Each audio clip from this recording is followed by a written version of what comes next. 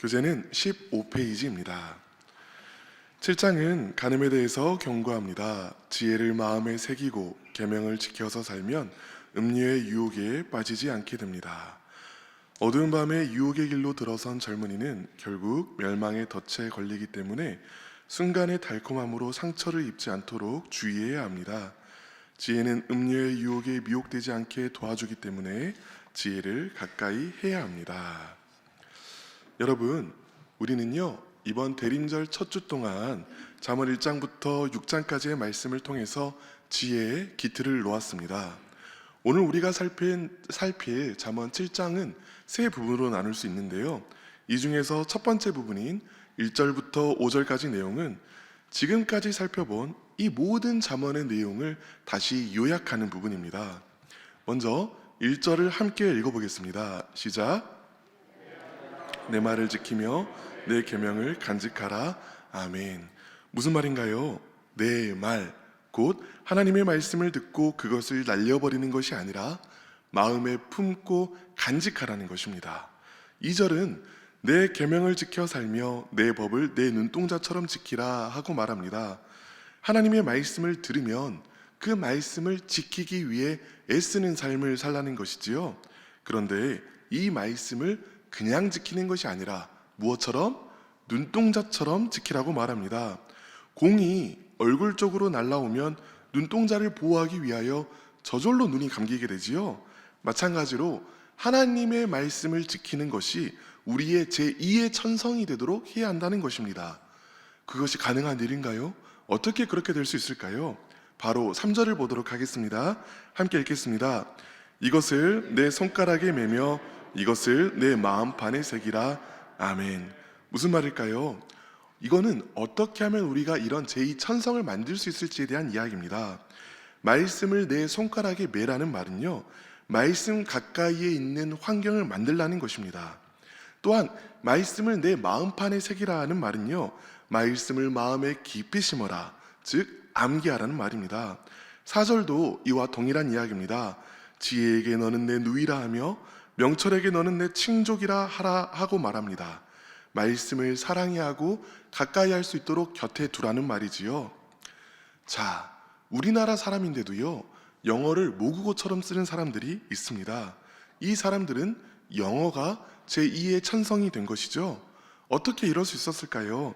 하나의 외국어를 배우기 위해서는 단어를 외우고 또 많은 외국어를 듣고 최대한 많이 그 말에 자신을 노출시켜야 합니다. 이후에는 더듬거리더라도 외국어를 직접 말해보아야겠지요. 분명 문법이 틀릴 수도 있습니다. 그런데도 용기를 내어서 계속 말을 하다 보면 점점 저항이 줄어서 점차로 또 외국어가 자신의 삶에 익숙하게 됩니다. 그리하여 이윽고는 이 외국어가 제2의 천성, 제2의 모국어가 되게 되는 것이죠. 그런데 바로 이것이 우리가 말씀이 어떻게 우리의 제2천성이 될 수 있는지를 보여줍니다. 단어를 외우듯 많은 하나님의 말씀을 마음에 품고 외워야 합니다. 마음판에 새기라는 것입니다. 그리고 하나님의 말씀을 최대한 많이 자신에게 노출시켜야 합니다. 선포되는 말씀이 있는 자리가 있으면 힘들더라도 그 자리에 찾아가야 합니다. 또 말씀을 포스트잇으로 집안 곳곳에 붙여놓아도 좋겠습니다. 중요한 것은 이것입니다. 끊임없이 말씀이 있는 환경에 자신을 놓는 것입니다. 그리고는 더듬거리더라도 말씀을 선포하는 것이지요. 하나님께서 내 삶 가운데 역사하실 것이다. 하나님께서 내 삶을 붙들어 주실 것이다. 끊임없이 믿음으로 선포하는 것입니다. 분명 이러다가도 넘어질 때가 올 것입니다. 그런데요, 넘어지더라도 말씀이 지시하는 삶을 살아보는 것입니다. 문법이 틀리는 것처럼 사람도 실수할 수 있지요. 넘어질 수 있지요. 그래도 말씀대로 살기를 결단하고 툭툭 털고 일어나 그렇게 살아가다 보면 하나님의 말씀을 지키는 삶에 점점 더 친숙하게 되게 됩니다. 말씀을 지키는 삶이 제2의 천성이 되는 것이지요. 자, 이런 사람, 그러니까 하나님의 말씀을 지키는 것이 제2의 천성이 된 사람에게 하나님께서 약속하신 것이 무엇일까요? 5절 함께 읽어보겠습니다. 시작.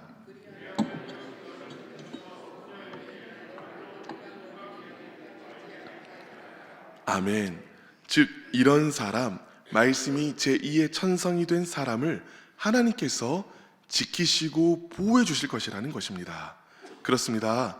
하나님의 말씀을 들어도 바람처럼 날려버리고 삶은 말씀과는 전혀 관계없이 살아가는 사람은 그 말씀의 능력도 한없이 가벼운 것으로 취급합니다.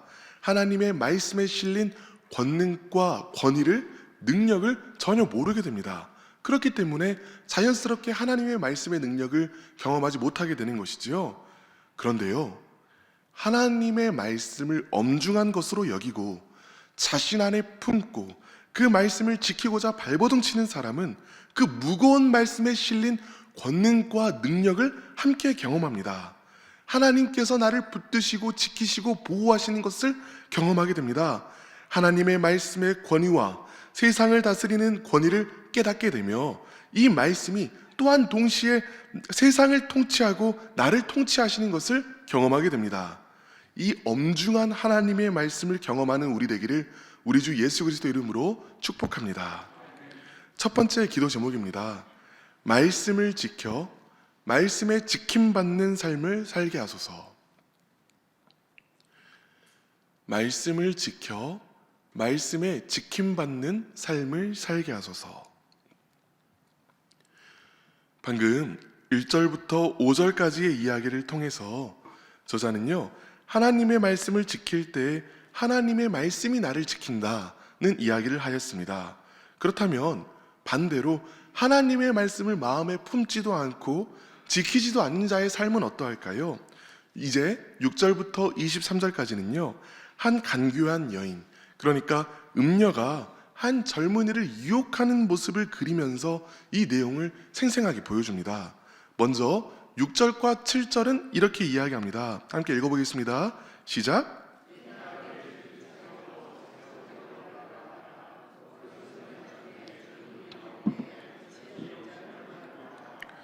자, 이 젊은이를 나쁜 사람이라고 묘사하지 않습니다. 그러나 이 사람은 어떤 사람이냐면 지혜가 없는 사람입니다. 하나님의 말씀이 그 안에 임하여 있지 않은 사람이고 말씀을 지키려 하지도 않는 사람입니다. 그렇기 때문에 유혹에 취약한 자입니다. 8절과 9절은 이 사람의 첫 번째 행동을 묘사합니다.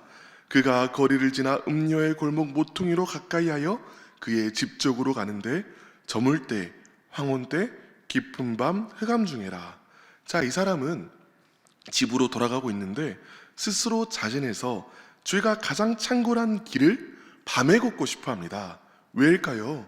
죄가 주는 뒤틀린 즐거움, 거짓된 달콤함을 어느 정도는 누리고 싶기 때문입니다.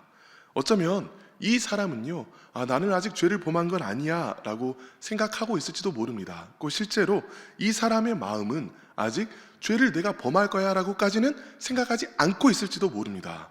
그러나 이 사람의 몸은 죄의 길에 서 있습니다. 말씀드린 것처럼 몸은요, 마음으로 들어가는 통로입니다.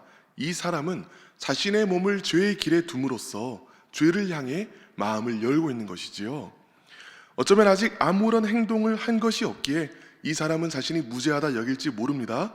그러나 실상 이 사람은요, 이미 죄를 지은 것이며 치열한 영적 싸움에서 이미 진 것입니다. 마태복음 5장 28절에서 예수님께서는 말씀하셨습니다. 음욕을 품고 여자를 보는 자마다 마음에 이미 간음하였느니라. 예수님께서는요, 죄로 향하는 마음의 길을 열어둔 것이 이미 죄라고 말씀하신 것이지요. 음녀는 이 지혜 없는 자의 마음이 이렇게 활짝 열린 것을 너무나 잘 알고 있습니다. 그래서 그를 유혹하는 데 거침이 없습니다. 10절부터 12절까지는 이 여인을 설명합니다. 이 여인은 시각적인 자극을 주는 기생의 옷을 입은 자이자 사람을 속이는 간교한 여인입니다. 또 이 여인은 그의 발이 집에 머물지 않고 사람을 기다리는, 즉 끊임없이 유혹할 사람을 찾는 여인입니다. 그러니까 어떤 여인인 거예요? 즉각적인 기쁨을 약속하면서 끊임없이 사람을 꿰고 있는 자입니다. 바로 떠오르는 구절이 있죠. 베드로전서 5장 8절입니다. 근신하라, 깨어라, 너희 대적 마귀가 우는 사자같이 두루다니며 삼킬 자를 찾나니. 이제 이 여인이 무엇을 상징하는지가 분명해졌을 것입니다. 이 음녀는요, 바로 사람을 꾀는 사탄을 상징합니다.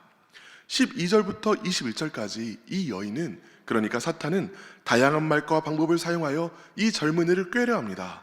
바울은 고린도후서 12장 11절에서 이렇게 이야기합니다.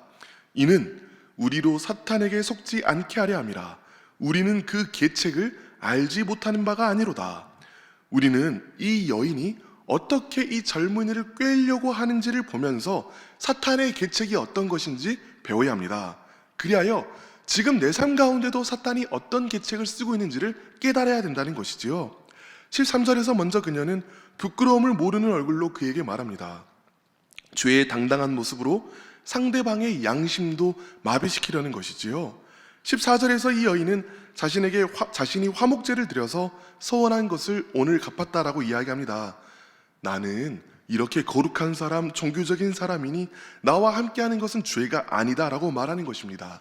죄를 지어도 회개 없이도 하나님 앞에 있을 수 있다는 거짓된 종교적 평안함을 주는 것입니다. 뿐만 아니라 나는 종교적으로 이런 지위가 있으니, 이런 자리에 있으니 내가 하는 것은 죄가 아니라고 스스로를 합리화시키는 것입니다. 15절은 내가 너를 맞으려고 찾다가 너를 만났다고 말합니다. 우리의 만남은 우연이 아니야. 운명이고 하나님의 이끄심이니 우리의 관계도 죄가 아니야 라고 말하는 것입니다. 너는 내게 특별한 사람이라고 속삭이면서 죄된 관계일 뿐인 이 관계에 특별한 의미를 부여하는 것이지요.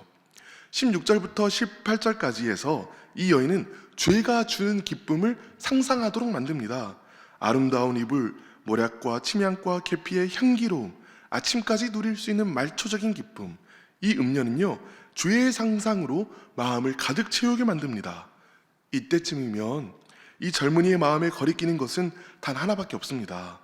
이 죄를 내가 범해도 나는 안전할까? 내게 문제가 생기지는 않을까?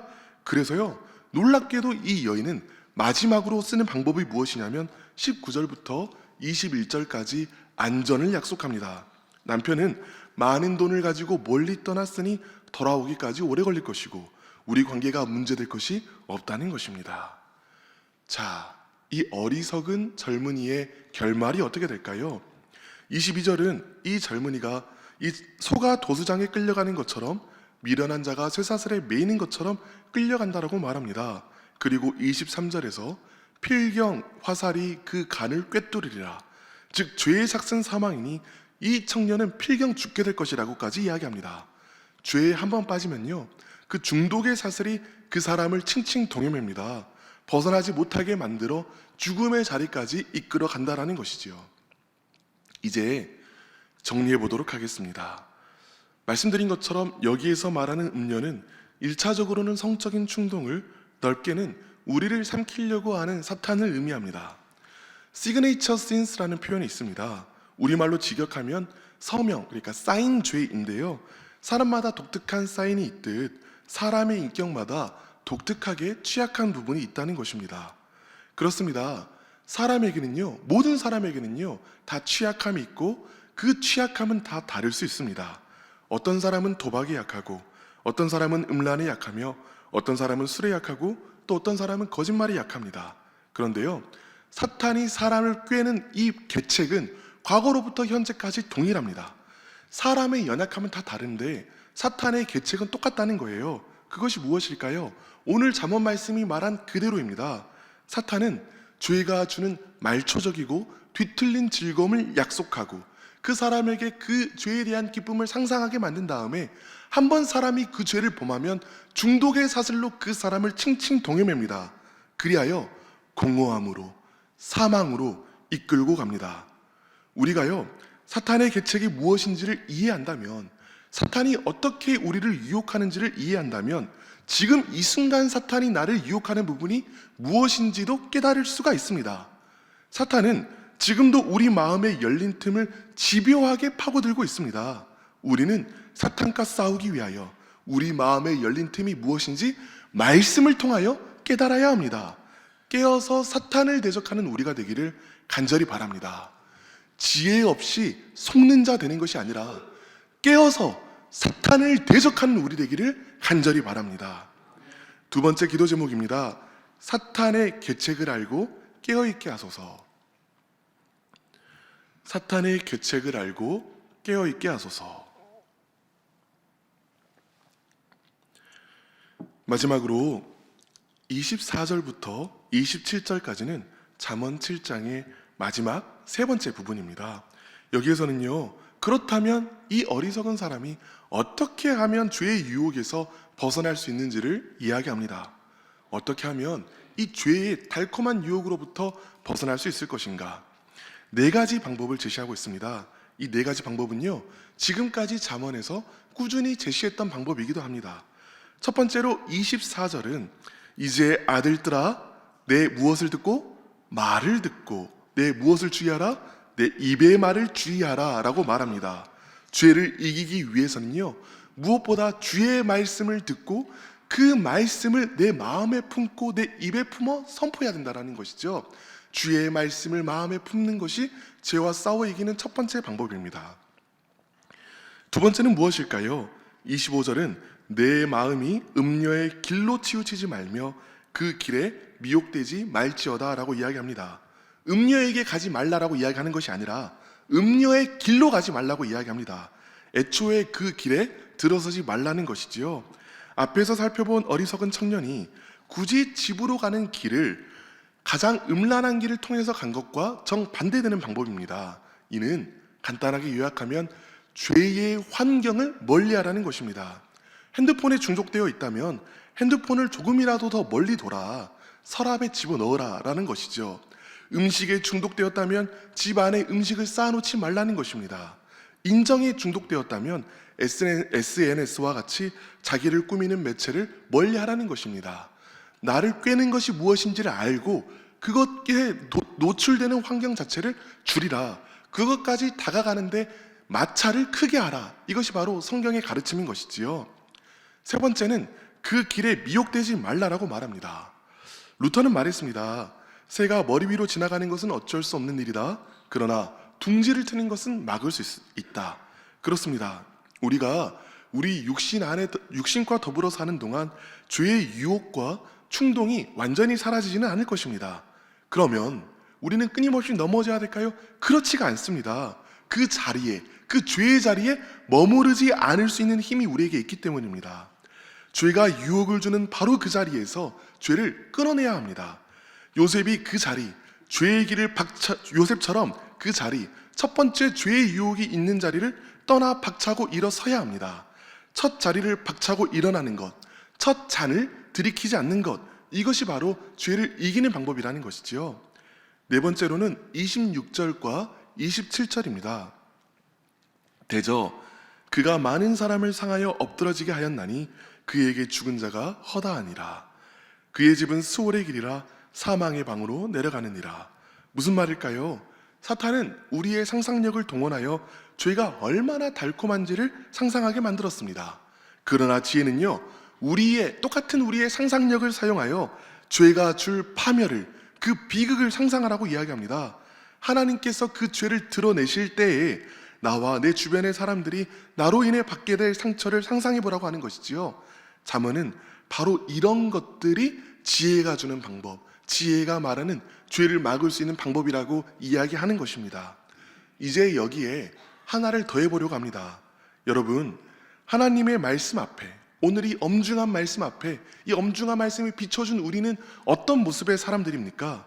우리는 말씀 앞에 거하지 못한 자이고요, 우리는 죄의 길을 따라 걷던 자들이며, 우리는 죄 가운데 머물렀던 자들이고, 또 죄와 허물로 이미 죽은 자들입니다. 그리고 동시에 우리는 예수 그리스도를 믿는 사람들입니다. 여러분, 우리는 죄에 넘어진 자입니다. 그래서 예수님께서는 쓰러지고 넘어진 우리를 위하여, 우리를 대신하여 십자가에서 죽어주셨습니다. 이 예수님께서 다시 부활하셨습니다. 그렇기에 죄에 넘어졌던 우리도 다시 일어날 수 있습니다. 여러분, 우리는 죄의 사슬에 묶인 자입니다.